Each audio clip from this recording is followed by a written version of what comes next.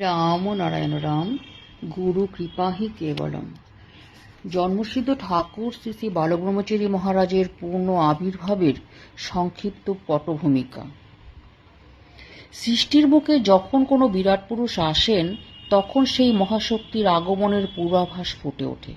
পৃথিবীর মৃত্তিকায় জন্মসিদ্ধ ঠাকুর শ্রী শ্রী বালব্রহ্মচারী মহারাজের অবতরণ ঘটবে, একথা বহু পূর্ব থেকে প্রতিশ্রুতির মাঝে আছে শাস্ত্রে, গ্রন্থে এবং মহানের বাণীতে।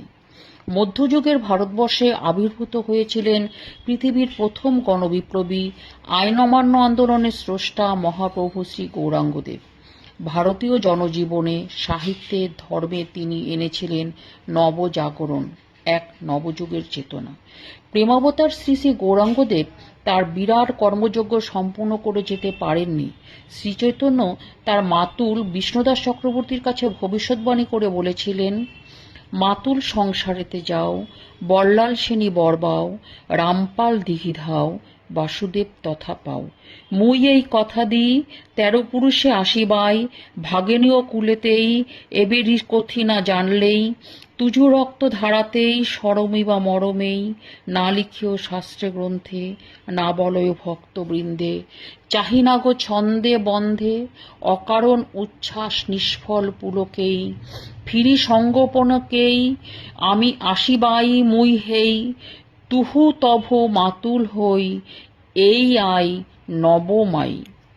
শ্রী শ্রী মহাপ্রভুর পুনরাগমনের গোপন প্রতিশ্রুতি প্রসঙ্গে তাহার মাতুল কবিচুর বিষ্ণুদাস ঠাকুরের কর্চায় অনুলিপি হইতে সংকলিত।